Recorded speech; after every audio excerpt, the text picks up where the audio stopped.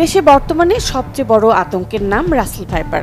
দেশের 64 জেলার প্রায় অর্ধেক জেলার মানুষ আতঙ্কে দিন পার করছে এই বিষধর সাপের ভয়। হঠাৎ করে যেন বেড়ে গেছে এই সাপের উপদ্রব। এই সাপের কামড়ে বেশ কিছু জেলায় একাধিক প্রাণহানির ঘটনাও ঘটেছে।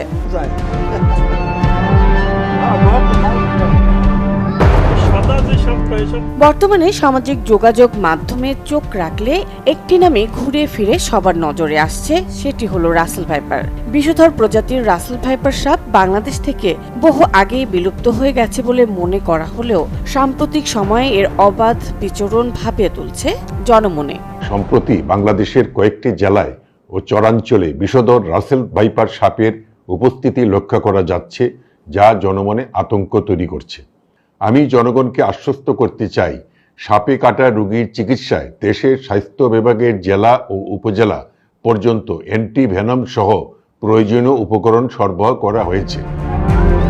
রাসেল ভাইপার আতঙ্কে আতঙ্কিত না হতে দেশের সব স্বাস্থ্য বিভাগের কর্মকর্তাদের কিছু নির্দেশনা দিয়েছেন স্বাস্থ্যমন্ত্রী ডাক্তার সামন্তলাল সেন।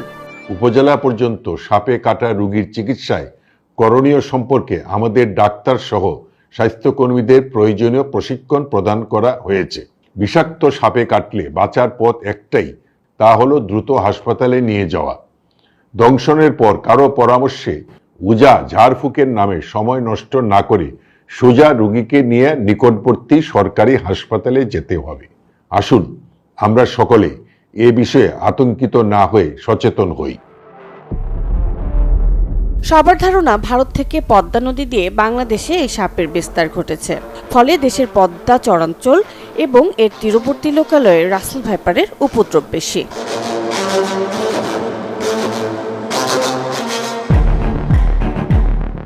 মুনিয়া মুশতারি, চ্যানেল 24।